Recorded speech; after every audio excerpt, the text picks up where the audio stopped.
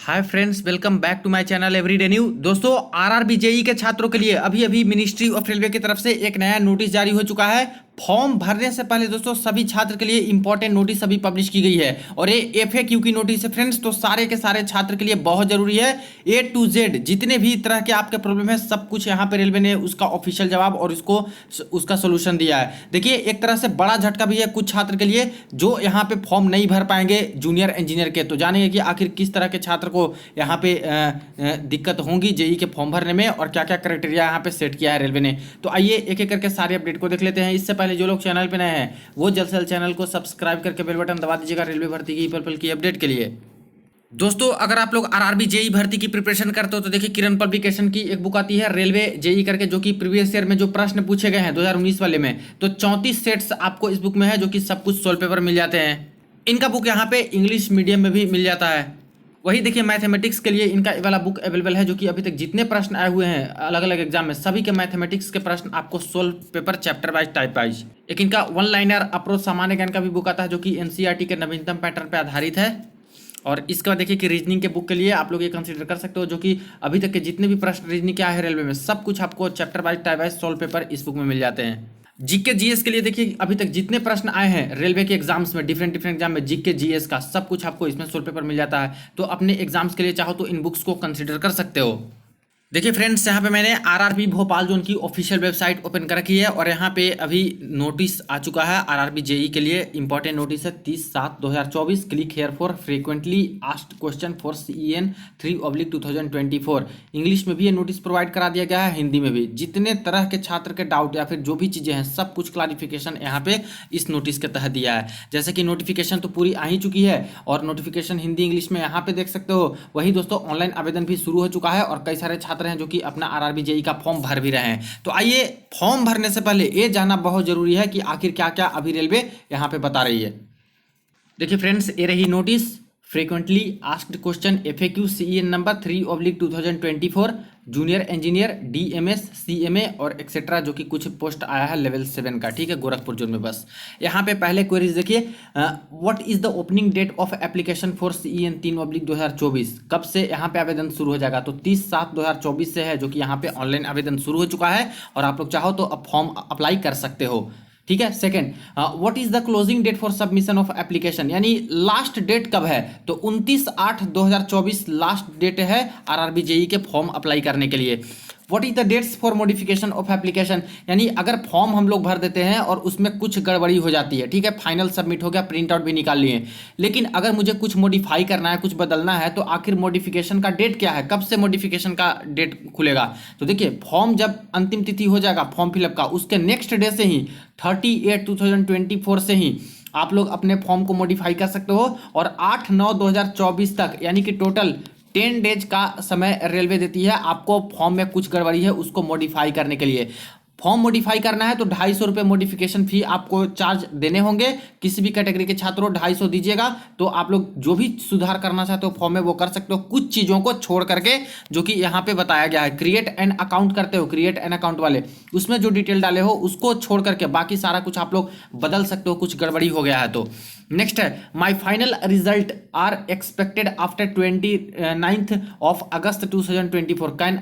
Can I apply, यानी जो मेरे फाइनल रिजल्ट हैं वो 29 अगस्त के बाद से जारी होंगे, तो क्या मैं इस फॉर्म के लिए आवेदन कर सकता हूं? तो साफ साफ मेंशन है नो, यानी कि नहीं कर सकते। पहले भी मैंने बताया था कि जो अपीयरिंग वाले कैंडिडेट है वो आरआरबी जेई के फॉर्म में बिल्कुल भी आवेदन नहीं कर पाएंगे। आपके पास सर्टिफिकेट होनी चाहिए, डिग्री होनी चाहिए, तभी आप लोग अप्लाई कर सकते हो। तो अंतिम तिथि है 29 अगस्त फॉर्म भरने का, तो इस डेट तक या फिर इसके पहले पहले तक आपको सर्टिफिकेट मिल जाती है अपने कॉलेज की तरफ से, तब तो आप लोग बिल्कुल आवेदन कर सकते हो। लेकिन इसके बाद जिनके सर्टिफिकेट मिलेंगे वो यहाँ पे ऐसे भी फॉर्म नहीं भर सकते। अगर गलती डेट डाल के भर भी दिए तो डीबी में बाहर कर दिए जाओगे। ठीक है, यहाँ पे बता दिया गया। What are the requirement to create an account? Create an account करने के लिए क्या जरूरी है? तो सबसे पहले दो इंपॉर्टेंट चीज जरूरी है। आपको अपना एक मोबाइल नंबर है जो कि परमानेंट वाली होनी चाहिए, और दोस्तों एक यहाँ पे पर्सनल ईमेल आईडी होनी चाहिए, और पूरे के पूरे भर्ती प्रोसेस तक वो मोबाइल नंबर आपको आपके पास होना चाहिए और वो ईमेल आईडी होना चाहिए। इसका ऐसा नहीं कि पासवर्ड भूल गए, ये मोबाइल नंबर चेंज कर दिया, ऐसे करोगे तो दिक्कत हो जाएगा, क्योंकि डीबी होती है, मेडिकल होती है और सारी चीजें सब चीज से कॉन्टैक्ट आपको ईमेल और ये मोबाइल नंबर होता है उसी से कॉन्टैक्ट करते हैं ये लोग। इसलिए वैसा मोबाइल और वैसा ईमेल आईडी डालिएगा जो कि परमानेंट आपके पास रहे, ठीक है। I have created an account for CEN1/2024, should I create another account for CEN3/2024।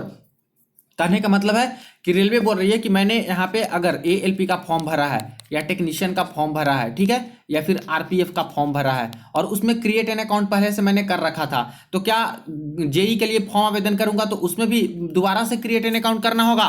तो यहाँ पे इसका आंसर है नो, आपको नहीं करना है, ठीक है। आपका जो क्रिएट एन अकाउंट किए थे ALP के लिए, चाहे टेक्नीशियन के लिए, चाहे RPF के लिए, तो आपने अपना मोबाइल नंबर ईमेल आईडी डाला होगा, एक पासवर्ड क्रिएट किया होगा क्रिएट एन अकाउंट में, तो बस उसको जब फॉर्म भरते हो अप्लाई वाले तो उसमें आई हैव ऑलरेडी एन अकाउंट ऐसे करके उस पर क्लिक करके और आपको अपना मोबाइल नंबर ईमेल आईडी और जो पासवर्ड बनाए थे वो पासवर्ड डाल के लॉगिन कर देना। लॉगिन करते ही फॉर्म खुल जाता है फ्रेंड्स JEE वाला, और उसमें आप लोग क्लिक करके बाकी आगे बढ़ सकते हो और JEE का फॉर्म आवेदन कर सकते हो। तो दोबारा क्रिएट एन अकाउंट करने की जरूरत नहीं है। जो फ्रेश कैंडिडेट हैं, जो ALP टेक्नीशियन RPF का फॉर्म नहीं भरे हैं, डायरेक्ट JEE का भरने वाले हैं, ऐसे छात्र बिल्कुल क्रिएट एन अकाउंट पे क्लिक करके अपना अकाउंट बनाएंगे, उसके बाद यहाँ पे सारा कुछ प्रोसेस पे जाएंगे फॉर्म भरने के लिए, ठीक है। इस बात का आप लोग ध्यान दीजिएगा। तो बाकी सारे छात्र जो हैं वो सिर्फ लॉगिन कर लेंगे अपना और उसमें आ जाएगा फॉर्म JEE वाला, उसमें आप लोग आवेदन कर सकते हो। अगर पासवर्ड भूल गए हो तो ऐसे केस में फॉरवर्ड पासवर्ड का वहाँ पे ऑप्शन रहता है, उस पर क्लिक करके अपना पासवर्ड रिट्रीव कर सकते हो। ईमेल में वो लोग एक नया पासवर्ड भेज देंगे और उससे फिर लॉगिन कर सकते हो। What is the procedure to create an account? Create an account कैसे करें? तो जो वेबसाइट खोलते हो फॉर्म भरने वाली, उसमें अप्लाई का बटन है, उस पर क्लिक करना होता है, क्रिएट एन अकाउंट पे क्लिक करना होता है और उसके बाद सारा कुछ डिटेल आपको भर देना है, मोबाइल नंबर, ईमेल आईडी, ये सब। एक OTP भेजा जाएगा ईमेल पे, एक OTP भेजा जाएगा मोबाइल पे, दोनों को उसमें डाल देना है और अपना name, father name, mother name, हर चीज डाल करके उसको सेव कर देना है, तो आपका अकाउंट क्रिएट हो जाता है। फिर उसके बाद फॉर्म फिलअप होगा। Can I edit the create an account details? मैंने क्रिएट एन अकाउंट कर लिया, क्या मैं उसको बदल सकता हूं कुछ गड़बड़ी हो गई तो देखिए, candidate can not edit any details in the create an account. एक बार क्रिएट एन अकाउंट में सब कुछ डिटेल डाले और कुछ गड़बड़ी हो गई तो उसको आप लोग बदल नहीं सकते, सुधार नहीं कर सकते। इसलिए बिल्कुल सही तरीके से आपका नाम का स्पेलिंग, मदर्स नेम के स्पेलिंग, फादर नेम के spelling, date of birth, Aadhaar number, ये सब जो भी चीज़ें हैं बिल्कुल सही सही डालिएगा, क्योंकि उसमें एक बार गलती होगा तो बदलाव नहीं कर पाओगे और ऐसे केस में फिर DB में दिक्कत होगा या फिर बाहर कर देंगे।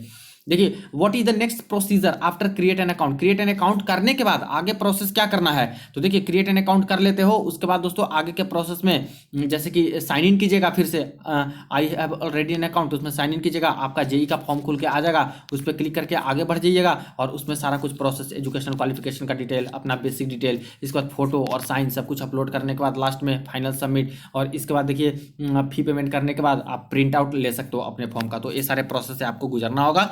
इसके बाद can mobile be used for filling up of application? क्या मोबाइल से हम लोग फॉर्म भर सकते हैं? तो यहाँ पे बोला गया है some features of application module will not working properly on mobile platform, यानी कुछ फीचर्स ऐसे हैं एप्लीकेशन मॉड्यूल के जहाँ पे मोबाइल पे सपोर्ट नहीं कर रहे हैं। So it is advise to use desktop laptop, इसलिए कोशिश कीजिएगा कि आप लोग डेस्कटॉप पे या फिर लैपटॉप पे ही आवेदन करें। खुद का है तो कर लीजिए, अपने से भर सकते हो, या फिर साइबर कैफे में जहाँ पे फॉर्म भरते हैं वहाँ पे जाके अपना फॉर्म भरा सकते हो।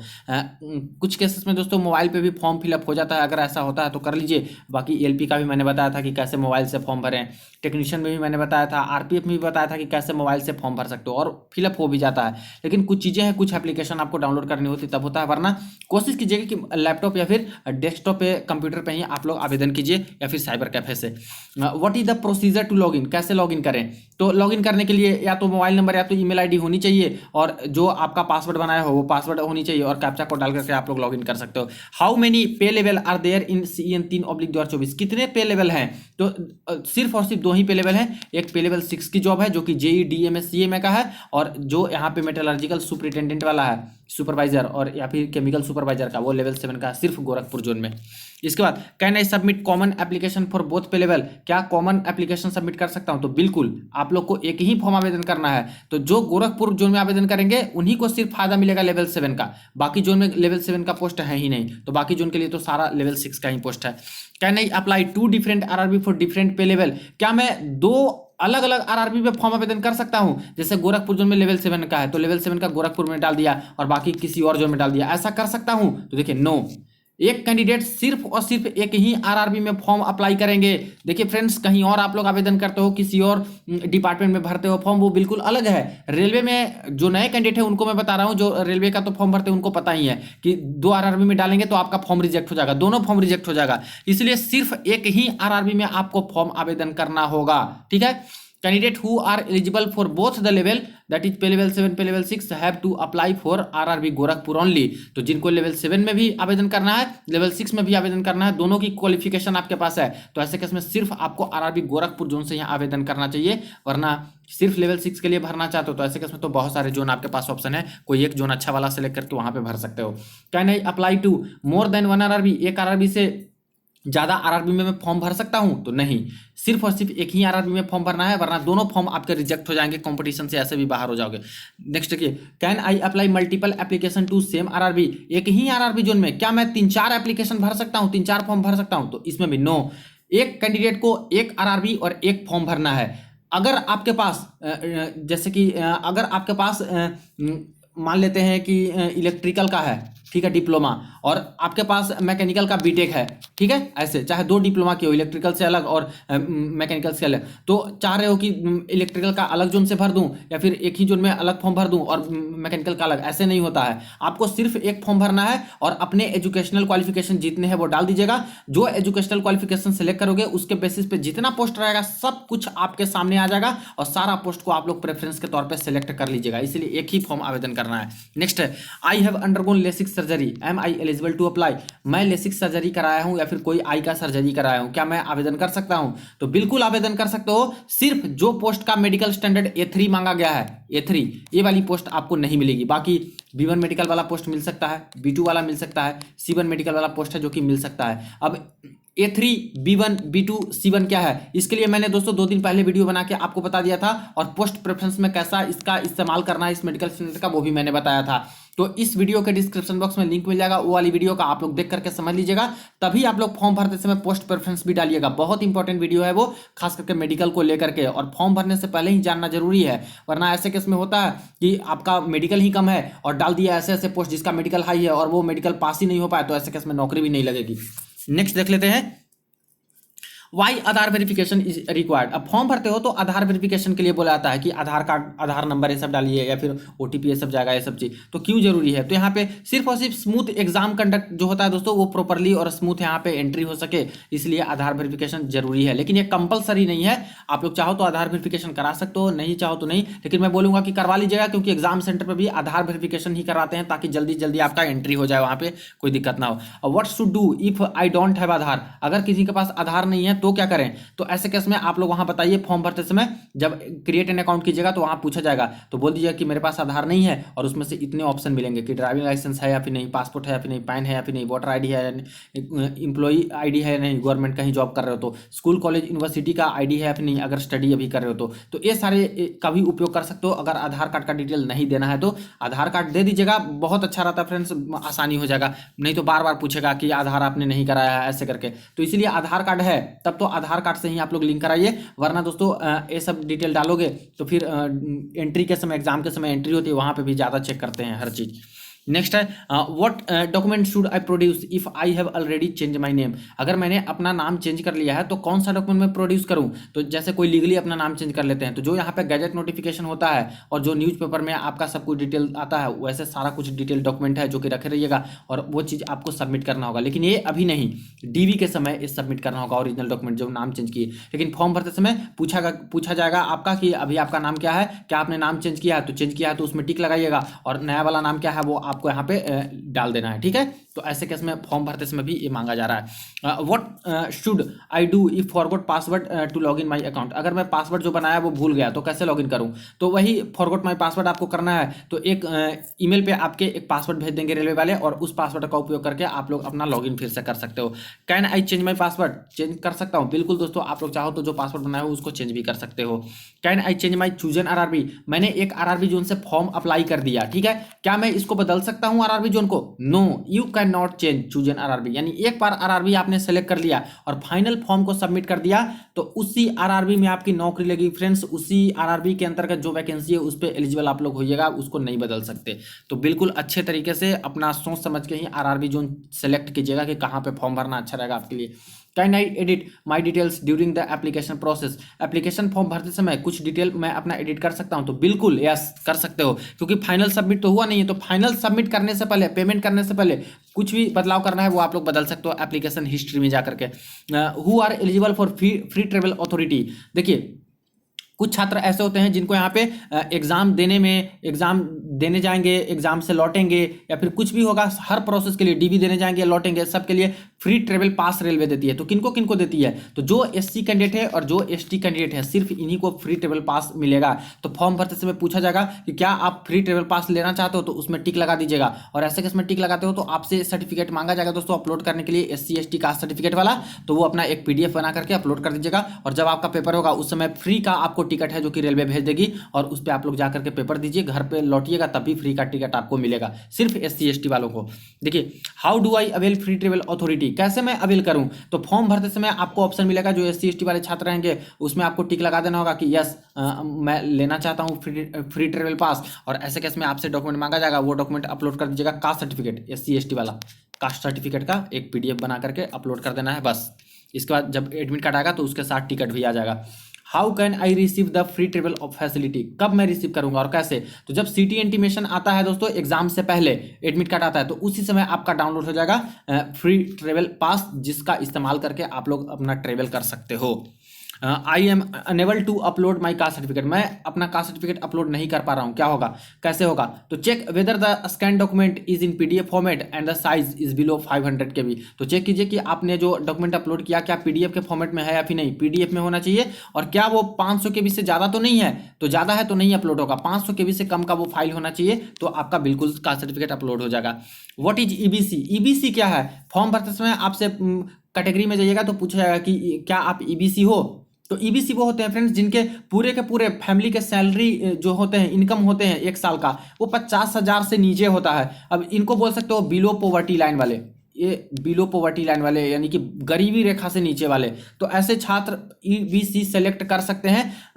एक कोई दोस्तों कैटेगरी नहीं है, इसकी कोई सीट फिक्स नहीं होती है, कोई ऐसा नहीं है कि इसमें रिजर्वेशन मिलेगा, सिर्फ और सिर्फ आपको 250 रुपये का डिस्काउंट मिल जाता है फॉर्म भरते समय। जैसे मान लेते हैं कि कोई ओबीसी छात्र हैं, ठीक है, और वो ईबीसी भी हैं बिलो पॉवर्टी लाइन वाले, तो फॉर्म भरेंगे तो ईबीसी का सर्टिफिकेट रहेगा तो ईबीसी में टिक लगा देंगे। तो ऐसे केस में जहां 500 लग रहा था फॉर्म फी, तो लगेगा कितना, 250 लगेगा, बस यही एक फायदा है, इसके अलावा कोई फायदा नहीं है। तो मैं तो बोलूंगा कि अगर ईबीसी नहीं हो तब तो इसमें ईबीसी में टिक लगाना ही नहीं है फॉर्म में, क्योंकि दिक्कत होता है बाद में नौकरी नहीं देते हैं लोग। बोलेंगे कि आप क्यों लगाए थे गलती से टिक, गलती से भी लग गया तो क्यों लग गया ईबीसी में, क्योंकि आपने यहाँ पे ही धोखा दे दिया रेलवे को, 500 लगना था, तो कई सारे छात्र होते हैं जो ईबीसी में टिक लगा के 250 रुपये देना चाहते हैं फॉर्म फी के तौर पर। तो यहीं पे रेलवे बोलती है कि आपने पहले ही फॉर्म भरते समय गड़बड़ी किया जानबूझ के, तो ईबीसी का सर्टिफिकेट लाइए। और ईबीसी इतना आसानी से मिलता नहीं है फ्रेंड्स, डीएम और ये सबसे सिग्नेचर करा के मिलता है, काफ़ी जांच पड़ताल होती है तब ये लोग देते हैं ईबीसी का सर्टिफिकेट। इसलिए जो रियल में बिलो पॉवर्टी लाइन वाले ईबीसी वाले हैं वो यहाँ पे ईबीसी में टिक लगाइएगा, वरना मत लगाइएगा। डीबी के समय आपसे ईबीसी का सर्टिफिकेट मांगा जाएगा, ईबीसी का नहीं रहेगा तो बीपीएल कार्ड मांगा जाएगा, बीपीएल कार्ड तो देना ही होगा, तो दोनों में से कोई है तो ईबीसी का टिक लगा सकते हो और फी कंसेशन ले सकते हो, वरना छोड़ दीजिए 500 ही दीजिए फॉर्म फिलअप के तौर पर।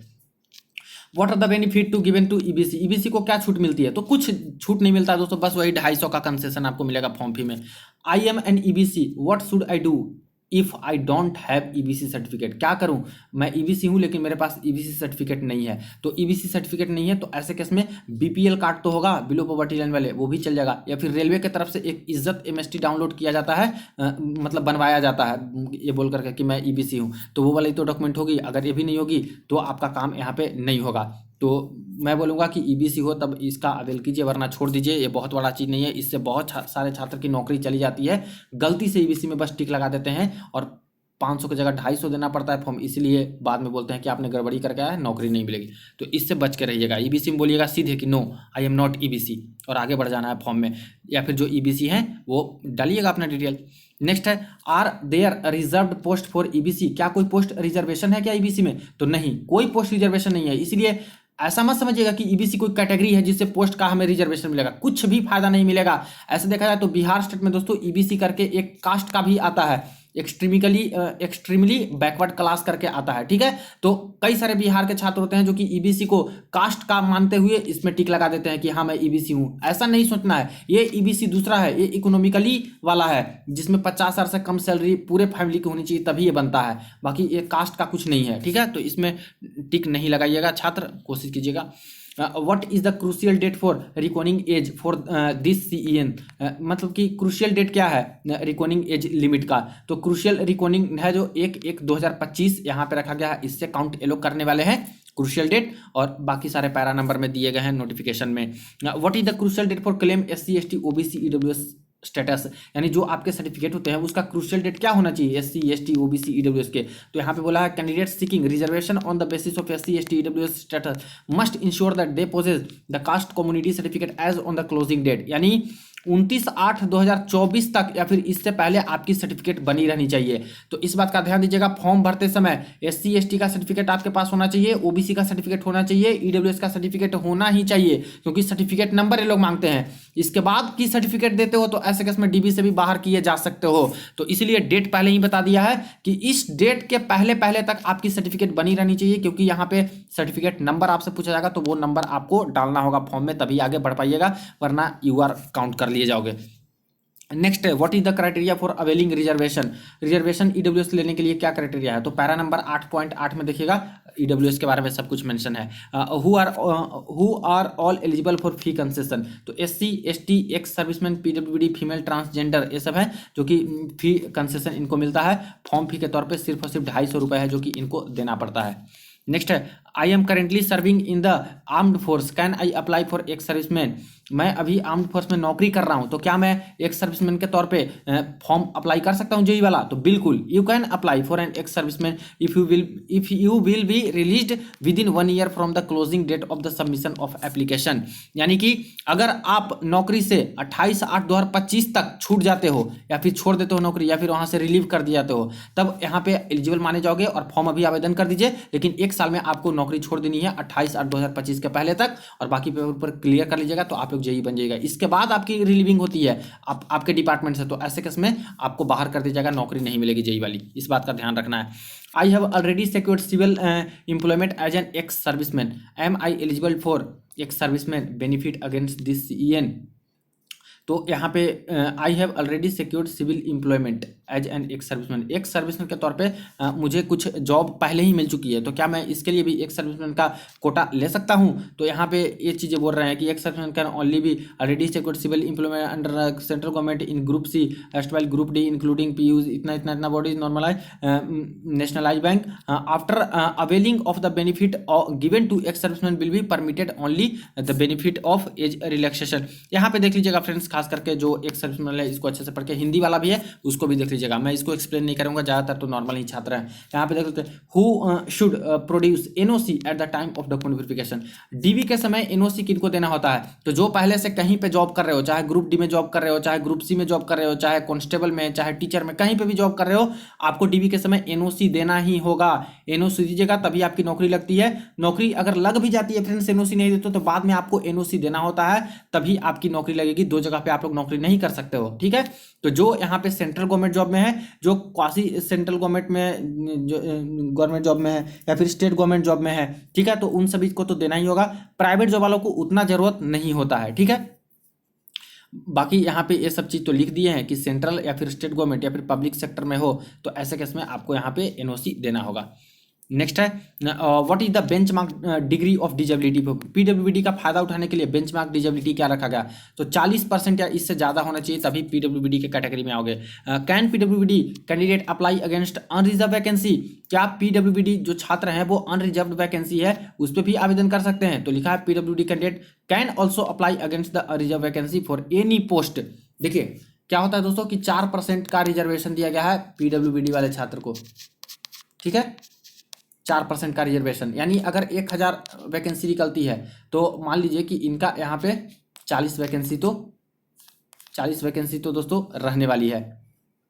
तो अब क्या होगा, अब यहाँ पे बोला जा रहा है कि क्या जो 1000 वैकेंसी है तो 40 वैकेंसी तो पीडब्ल्यूडी का है, तो क्या सिर्फ 40 पोस्ट पे ही ये एलिजिबल हैं या फिर बाकी सारे पोस्ट पे भी ये आ सकते हैं अगर इसके कट ऑफ मार्क्स क्रॉस करते हैं या फिर अच्छे नंबर लाते हैं। तो रेलवे ने क्लैरिफाई कर दिया कि बिल्कुल जितने भी पोस्ट हैं सभी पे दोस्तों बिल्कुल एलिजिबल हो, बस उसका कट ऑफ आप लोग को क्रॉस करना है तो आप लोग को वो पोस्ट भी मिल सकता है पीडब्ल्यूडी के अलावे भी। जैसे अपनी कैटेगरी में जो कट ऑफ गया और आपके बहुत अच्छे मार्क्स हैं तो नॉर्मल वाली सीट ले लीजिएगा और पीडब्ल्यूडी वाली खाली रहेगी और वो एक दिव्यांग छात्र को ही वो सीट मिलेगी 4% के तौर पर। तो ये सारी चीज़ें हैं। नेक्स्ट है, how do I know about the suitability of various disability, कैसे मैं जानूंगा कि कौन सा मेरा डिजेबिलिटी है और कैसे कैसे सूटेबिलिटी है ये सब का। तो ये सब नोटिफिकेशन देखिएगा, इसमें हर तरह का जो पीडब्ल्यूडी क्राइटेरिया है उसमें बताया गया है।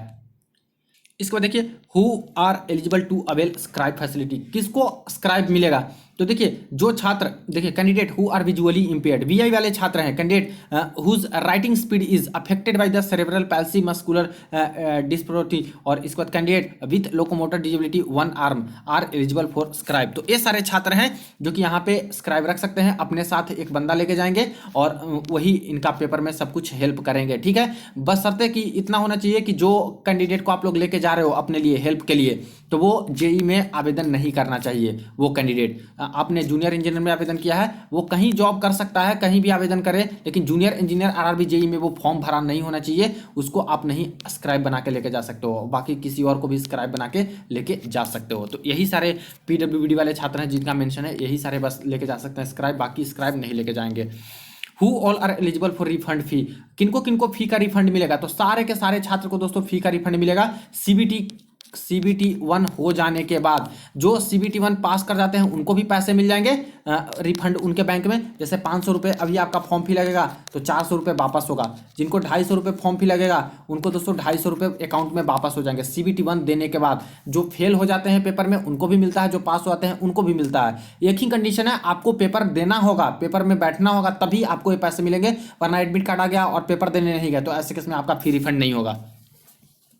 देखिए please let me know the refund policy, यहाँ पे रिफंड पॉलिसी क्या क्या है वो देख लीजिएगा, मैंने सब कुछ क्लैरिफाई कर दिया। In the application only matriculation is visible, how can I add my other qualification. जब मैं फॉर्म भर रहा हूँ तो वहाँ पे सिर्फ मैट्रिकुलेशन लिखा है, बाकी क्वालिफिकेशन मैं कैसे ऐड करूँ। तो यहाँ पे राइट साइड में दोस्तों ऐड का ऑप्शन होगा, उस पर क्लिक कीजिएगा तो फिर से खुल जाएगा, वहाँ पे 12th का डिटेल डाल सकते हो, फिर से उसको ऐड करने के बाद फिर से यहाँ पे साइड में ऐड आ जाएगा, उस पर क्लिक कीजिएगा, फिर ग्रेजुएशन का डाल सकते हो या फिर बीटेक का डाल सकते हो, डिप्लोमा का डाल सकते हो, ऐसे करके ऐड करके सारा का सारा क्वालिफिकेशन आप लोग डाल के आगे प्रक्रिया में बढ़ सकते हो। what date should I enter in the application if only the month and the year of passing are available on the matric and other qualification certificate। अगर मेरे सर्टिफिकेट पे सिर्फ और सिर्फ मंथ है और ईयर है और डेट कुछ है ही नहीं लिखा हुआ तो मैं यहाँ पे डेट में क्या लिखूं फॉर्म भरते समय। तो यहाँ पे देखिए in case the date is unavailable on any of the qualification certificate inter the last date of the month available on the certificate, for example May 2023 then mentioned 31/5/2023। यानी जैसे किन्हीं का सर्टिफिकेट पे लिखा है, ठीक है, जून 2023 ऐसे करके लिखा है, तो ऐसे केस में आपको क्या करना है कि जून का जो अंतिम महीना का कौन सा तारीख होता है 30 होता है, ठीक है, तो 30 जून में 30 जून बोल रहा है तो 30/6/2023 आपको ऐसे करके लिख देना है। तो जहां पे सिर्फ और सिर्फ मंथ और ईयर आपके सर्टिफिकेट में है वहां पे जो मंथ है उसका अंतिम तिथि कौन सा होता है वो आपको डाल करके आगे बढ़ जाना है, ऐसे बता रहे हैं। तो इस बात का बिल्कुल ध्यान रखिएगा। Which district state should I mention if the district state have been bifurcated, यानी कि पहले मैं रह रहा था वो कोई और डिस्ट्रिक्ट था कोई और स्टेट था लेकिन बाद में वो बाइफर्केटेड हो गया है, दो भाग में डिवाइड हो गया है। क्योंकि देखिए जैसे आंध्र प्रदेश तेलंगाना वाला केस है, बिहार झारखंड वाला केस है, तो ऐसे केस में चाहे कोई डिस्ट्रिक्ट ही दोस्तों अलग अलग हो जाता है, डिस्ट्रिक्ट को ही दो भाग में बांट देते हैं, तो कौन सा एड्रेस डालूँ। तो यहाँ पे प्रेजेंट वाला जो डिस्ट्रिक्ट स्टेट है वो आपको मेंशन कर देना चाहिए, जो अभी आप लोग जहाँ पे रह रहे हो अभी जो स्टेट है उसको मेंशन कर दीजिए, बाकी डीबी में सब कुछ आपका हो जाता है, कोई दिक्कत वाली बात नहीं होगी। लेकिन डालना कौन सा है, प्रेजेंट वाला, अभी वाला जिसमें अभी प्रेजेंट में रह रहे हो। और बाकी चीज को हो इसको अच्छे से आप लोग पढ़ लीजिएगा, एग्जाम्पल देके समझाया है। I have done degree in engineering, can I apply for the post of JE, मेरे पास डिग्री है इंजीनियरिंग में, आवेदन कर सकता हूं जेई के लिए। Yes, higher qualification such as BE BTech है जो कि बिल्कुल आवेदन कर सकते हैं, यानी डिप्लोमा वाले बीई बीटेक वाले बिल्कुल आवेदन कर पाएंगे। I have completed 2 year diploma, am I eligible to apply. देखिए फ्रेंड्स, एक तरह से बड़ा झटका है। 2 साल जो डिप्लोमा किए हैं उनके लिए क्या बोल रहे हैं ये लोग रेलवे वाले, no only a 3 year diploma is respective discipline in respective discipline is accepted. यानी 2 ईयर का डिप्लोमा नहीं चलेगा, 3 साल का डिप्लोमा आपके पास होना चाहिए, तभी आप लोग दोस्तों फॉर्म आवेदन कर पाइएगा। तो एक तरह से बड़ा झटका है। जो 2 साल का डिप्लोमा किए थे बोल रहे थे कि सर क्या मैं आवेदन कर सकता हूं, अभी तो इस बार साफ साफ इस भर्ती में ये लोग लिख दिए हैं कि नहीं, आप लोग आवेदन नहीं कर सकते हो। तो कुछ छात्र तो दुखी होंगे इस न्यूज से, लेकिन फ्रेंड्स मैं बोलूंगा कि आरआरबी से आप लोग चाहो तो कॉन्टैक्ट कीजिएगा। जैसे कि फॉर्म भरते हो जिस वेबसाइट पे, वहां पे आरआरबी का नंबर आपको मिलेगा, हेल्प डेस्क का, वहां पे जाकर कॉन्टैक्ट कीजिए, पूछिए कि सर पहले कुछ इस तरह की केसेस है कि बोला जा रहा है कि पहले यहाँ पे एंट्री मिली थी इस तरह के 2 ईयर वालों को, तो इस बार क्यों नहीं दिया रहा है। कुछ क्लैरिफिकेशन लेना है तो आप लोग आरआरबी से कॉन्टैक्ट कर सकते हो। लेकिन अभी तो एफएक्यू में साफ साफ बोल दिए हैं कि 2 साल वाले डिप्लोमा वाले नहीं आवेदन कर सकते हैं, 3 ईयर वाले ही आवेदन कर पाएंगे। What all document are to be uploaded in total, यानी फॉर्म भरते समय कौन कौन से डॉक्यूमेंट अपलोड करना है। तो देखिए ऐसे तो कोई डॉक्यूमेंट अपलोड करना नहीं है, सिर्फ SC ST का डॉक्यूमेंट अपलोड करना है, वो भी जो यहाँ पे फ्री पास चाहते हैं, फ्री पास चाहते हैं एग्जाम देने आने में, जो फ्री रेलवे पास देती है उसके लिए, तो SC ST का ही सर्टिफिकेट अपलोड होगा। बाकी OBC EWS सबको कोई सर्टिफिकेट अपलोड नहीं करना है, सिर्फ सर्टिफिकेट नंबर मांगा जाता है और सभी को स्कैन्ड सिग्नेचर और फोटोग्राफ है जो कि अपलोड करना है। तो एजुकेशनल क्वालिफिकेशन का भी कोई सर्टिफिकेट नहीं अपलोड करना है, कास्ट का भी कोई नहीं अपलोड करना है, सिर्फ SC ST वाले अपलोड करेंगे। नेक्स्ट है, हाउ कैन आई पे द फी कैसे पेमेंट करूँ। तो यही दोस्तों debit card, credit card, net banking या फिर UPI सर्विस से भी कई सारे माध्यम दे दिए गए हैं, उसके अकॉर्डिंग आप लोग कर सकते हो fee payment. What is the fees, fee कितने लगेंगे, ठीक है। तो यहाँ पे देख लीजिएगा नोटिफिकेशन में बता दिया गया कि किस किस छात्र को, जैसे OBC वाले हैं, OBC के हो गए, UR के हो गए और EWS के हो गए, तो 500 लगेगा फॉर्म फी के तौर पे, और इसके अलावा जितने छात्र हैं सबको यहाँ पे 250 लगेंगे फॉर्म फी के तौर पे। नेक्स्ट है, what is the stages of recruitment, stage क्या है। तो CBT 1 होगा पहले, फिर CBT 2 होगा, इसको DB और मेडिकल होगा। What is exam group and how to select it, exam group क्या है। तो एग्जाम ग्रुप में आपको दोस्तों सेलेक्ट करना होगा क्वालिफिकेशन के अकॉर्डिंग, जैसे जिस ब्रांच से आप लोग बीटेक किए हो तो उसके अकॉर्डिंग आपको कौन सा एग्जाम ग्रुप सेलेक्ट करना है। इलेक्ट्रिकल वालों के लिए इलेक्ट्रिकल एलाइड, मैकेनिकल वालों के लिए मैकेनिकल एंड एलाइड, ऐसे करके, क्योंकि उसका पेपर में 100 मार्क्स का दोस्तों आपका आता है। जो आप लोग सेलेक्ट कीजिएगा एग्जाम ग्रुप, उससे 100 मार्क्स का CBT 2 में पेपर आएगा। तो इलेक्ट्रिकल वाले तो इलेक्ट्रिकल एंड एलाइड वाले सेलेक्ट ही करेंगे, ऐसे करके। तो इस तरह से देख लीजिएगा आप लोग नोटिफिकेशन में ही कि कौन सा एग्जाम ग्रुप सेलेक्ट करना है आपके एजुकेशनल क्वालिफिकेशन के according. What is the exam group for candidate opting for level 7, chemical supervisor research और मेटलर्जिकल सुपरवाइजर रिसर्च, जो इस पोस्ट के लिए आवेदन करना चाहते हैं उनके लिए एग्जाम ग्रुप क्या है। तो उनके लिए दोस्तों एग्जाम ग्रुप है केमिकल एंड मेटलर्जिकल सुपरवाइजर, ये वाला एग्जाम ग्रुप, इसको आपको सेलेक्ट करना होगा। अब नेक्स्ट देखिए, what is the pattern and syllabus, CBT 1 CBT 2 का पैटर्न और सिलेबस क्या है। तो सारा कुछ नोटिफिकेशन में मेंशन है, नोटिफिकेशन को देखिए पैरा नंबर 13.1 13.2 में। Will there be negative marking, क्या निगेटिव मार्किंग है, यस 1/3 निगेटिव मार्किंग है। Where should I choose my choice of language for my examination, जब फॉर्म भरिएगा वहां पे दोस्तों ऑप्शन आएगा चॉइस ऑफ लैंग्वेज का, तो 15 लैंग्वेज है उसमें से सेलेक्ट कर सकते हो। ध्यान दीजिएगा वहां पे अगर हिंदी सेलेक्ट करते हो, हिंदी, तो ऐसे केस में आपका जो पेपर आएगा वो हिंदी में आप लोग क्वेश्चन देख सकते हो, प्लस इंग्लिश में भी क्वेश्चन आप लोग देख सकते हो, ठीक है। इस तरह से कोई गुजराती सेलेक्ट करेंगे या फिर कोई तमिल सेलेक्ट करेंगे तो इस लैंग्वेज में तो क्वेश्चन देख ही सकते हो, प्लस इंग्लिश में ऑलरेडी आपका पेपर देख सकते हो। लेकिन ध्यान रहे जो कैंडिडेट यहाँ पे लैंग्वेज, पेपर का लैंग्वेज इंग्लिश सेलेक्ट कर लेंगे उनको क्वेश्चन सिर्फ और सिर्फ इंग्लिश में दिखेगा, इसके अलावा कोई दूसरे लैंग्वेज में वो क्वेश्चन नहीं देख सकते। तो इस बात का आप लोग को ध्यान देना है कि आपको इंग्लिश में पेपर देना है या फिर हिंदी भी रहे साथ में तो ठीक रहेगा, ऐसे करके देख लीजिएगा आप लोग। Should I provide the order of preference for all the post for which I am eligible, क्या मैं सारे पोस्ट का प्रेफरेंस डाल सकता हूं, जो जो पोस्ट मेरे सामने आते हैं। तो बिल्कुल सारे के सारे पोस्ट का प्रेफरेंस आप लोग डाल सकते हो फॉर्म भरते समय। whom should eye contact in case of query, देखिए आ गया, अगर कोई दिक्कत आती है रेलवे के फॉर्म भरते समय या फिर एजुकेशनल क्वालिफिकेशन या फिर कुछ सर्टिफिकेट को लेकर के, कहाँ मैं कांटेक्ट करूं। तो रेलवे को आप लोग कांटेक्ट कर सकते हो, ईमेल आईडी दे दिया गया है, 2 फोन नंबर दिया गया है, यहाँ पे कांटेक्ट करके आप लोग सवाल जवाब कर सकते हो। सुबह दोस्तों 10 बजे से लेकर के शाम 5 बजे तक ये लोग कॉल उठाएंगे और आपके सवालों का जवाब ये लोग देते हैं। How do I know that my application is final submit. तो फाइनल जब आपका एप्लीकेशन सबमिट हो जाएगा तो आपको एक कंफर्मेशन मैसेज भी आएगा ईमेल पे भी, और जैसे मोबाइल नंबर है उस पर भी आपको बता दिया जाएगा कि आपका फॉर्म है जो कि फाइनल सबमिट हो चुका है। तो सारा फॉर्म भर दीजिएगा, फी पेमेंट कर दीजिएगा, इसके बाद फाइनल सबमिट करते हो तो फाइनल सबमिट हो जाएगा। इस तरह से SMS मिला जाएगा तो पता चल जाएगा। In case rejection of my application bill the fee paid by me refunded. अगर मेरा फॉर्म रिजेक्ट हो जाता है मेरी गलतियों के कारण, कुछ दिक्कत हो गया, तो क्या मुझे फी रिफंड मिलेगा? तो नहीं, ऐसे केस में फी रिफंड नहीं मिलेगा। और क्योंकि मॉडिफिकेशन का मौका भी रेलवे दे रही है बीच में, अगर फॉर्म में गड़बड़ी हो गई है तो 10 दिन का मॉडिफिकेशन का समय है, उसमें आप बदलाव कर लीजिए, तो क्यों रिजेक्ट होगा फॉर्म। तो ये सब चीजें हैं, इसका ध्यान दीजिएगा। Can I take the print out of application, क्या मैं प्रिंट आउट ले सकता हूँ? बिल्कुल प्रिंट आउट ले लीजिएगा, जरूरत होती है दोस्तों। जब पेमेंट कर देते हो तो उसके बाद प्रिंट आउट आप लोग ले सकते हो अपने फॉर्म का, और एक हार्ड कॉपी रख लीजिएगा और एक PDF के तौर पे अपने मोबाइल या फिर कंप्यूटर में सेव करके रख लीजिएगा, क्योंकि जब DB होती है तो कई जोन है जो कि मांगते हैं एप्लीकेशन का प्रिंट आउट। तो ये सारी चीजें फ्रेंड्स टोटल 65 के 65 FAQ की क्वेरीज है जो कि रेलवे ने जारी कर दी, और A to Z जानकारी यहाँ पे दे दी है फॉर्म भरने से पहले। ठीक है, तो सारे छात्र इसका ध्यान दीजिएगा। कोई और क्वेरी हो रेलवे से डायरेक्ट ही कॉन्टैक्ट कर सकते हो या फिर कमेंट सेक्शन में पूछ सकते हो। वीडियो को दोस्तों को शेयर कर दीजिएगा। चलिए मिलते हैं नेक्स्ट वीडियो में नेक्स्ट अपडेट में।